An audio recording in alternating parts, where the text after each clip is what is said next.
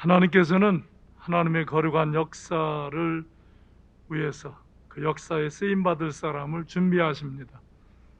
바로가 명을 내려서 이스라엘의 살아남은 자를 다 죽이라 해도 하나님이 모세를 이제 피하게 하시고 왕궁에서 자라게 하시고 준비시키셨습니다. 하나님께서는 하나님의 일꾼을 부르시고 사명을 주십니다. 가시 떨기나무 불꽃 가운데서 모세를 부르시고 이제 이스라엘 백성을 인도하여 내라고, 하나님의 백성을 구원하라고 하나님께서 명령하십니다.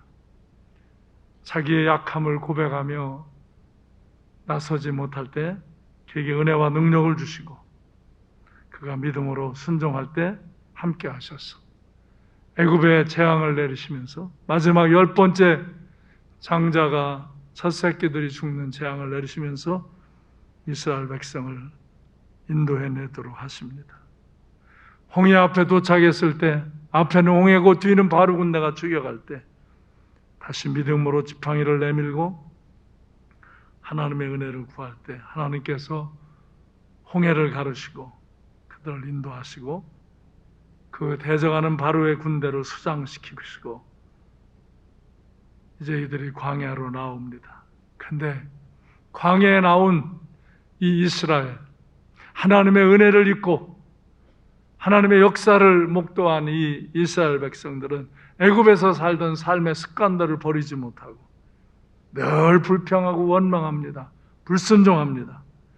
우상을 숭배하고 음행을 일삼고 참 안타까운 일입니다.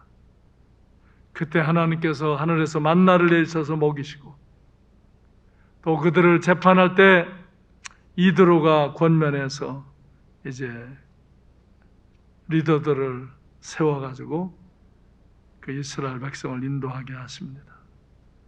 그리고 모세가 시내산에 올라서 하나님의 말씀을 받습니다. 십계명을 받고 이제 이스라엘 백성들이 하나님의 뜻을 따라 가나안에 들어가도록 인도하십니다. 그런데 모세가 열흘, 20일, 30일이 지나자 내려오지 않으니까 또 이 이스라엘 백성들이 우리를 인도할 신을 만들자고 애굽에서 우상을 숭배했던 그 버릇을 못 고치고 또 금송아지의 우상을 만들어 놓고 그것을 숭배하는 것들을 보면서 모세가 돌판을 던져 깨트립니다. 그리고 그 우상 숭배자들을 다 죽이고 다시 올라가서 하나님의 말씀을 받아옵니다. 성막을 지으라 하셔서 광야에서 하나님을 예배하는 처소를 이제 하나님을 예배하며 하나님의 말씀을 듣고 하나님 은혜 안에 살도록 성막 광야 교회를 세우게 하셨습니다.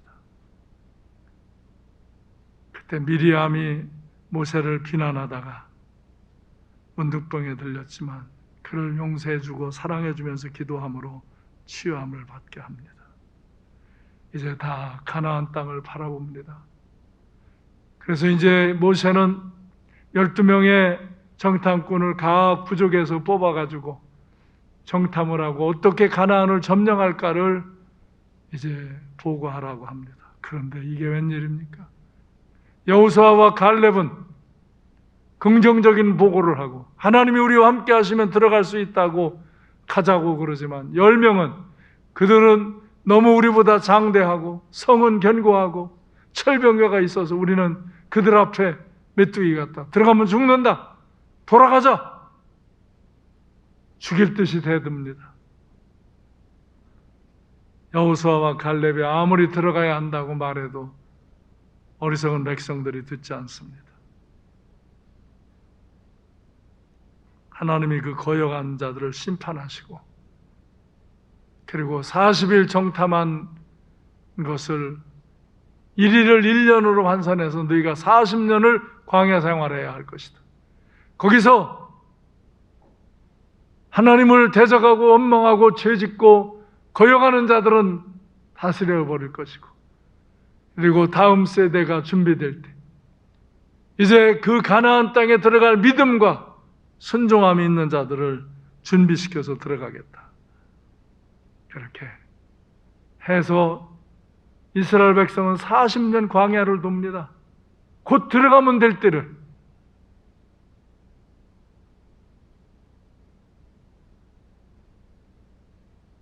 이제 40년이 지나면서 또 이제 요단강을 건너 가나안에 들어가고자 하는데 또 백성들이 정말 물이 없다고 불평하고 원망하며 또 대적을 합니다. 그때 모세가 40년 동안 참았던 분노가 일어납니다.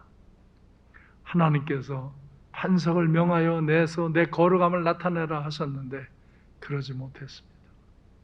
왜? 모세가 전에는 하나님이 광야길에서 반석을 쳐서 능력으로 내라고 한 때도 있어요. 근데 지금은 다음 세대를 준비해 놓고 그들의 목전 앞에서 하나님이 말씀으로 명하셔서 그 하나님의 거룩함과 영광을 나타내라고 하는 것입니다. 근데 모세가 너무 격분했습니다. 진짜 40년 동안 그들에게 지쳤습니다. 그래서 분노를 내고 하나님의 영광을 나타내지 못함으로 거기서 한계가 오는 것입니다.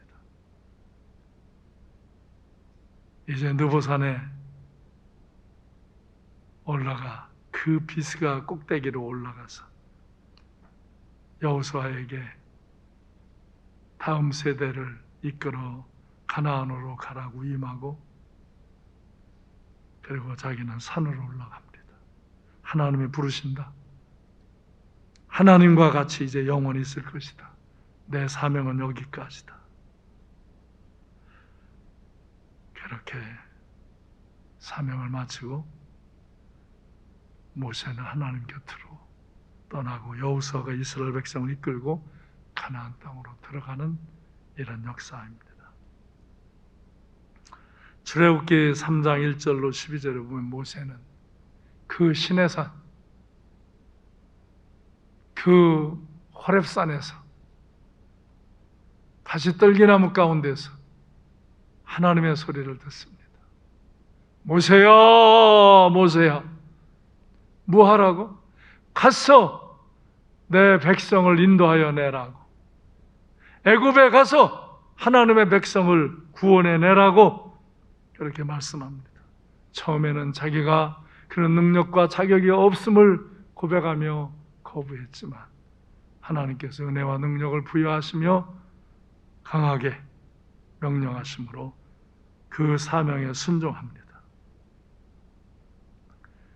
모세에 대해서 민수기 12장 2절로 14절에서 모세는 3절에 보면 가장 그 온유한 사람, 지면의 모든 사람보다 온유하다 그랬고 7절에 내 온 집이 정말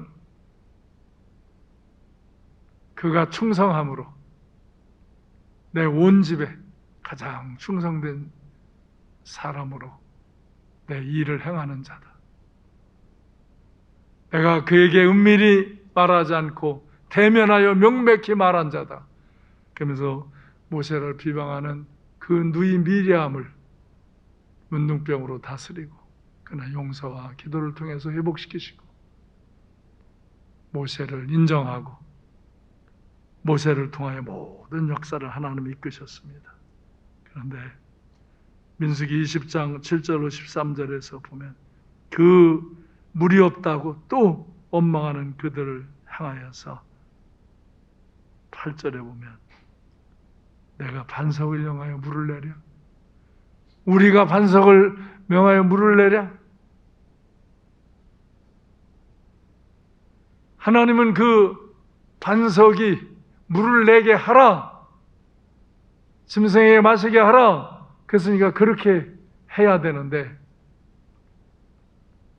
모세가 그 명령대로 여호와 앞에서 지팡이를 잡고 일어섰지만 그는 명령하지 않고 우리가 물을 내랴?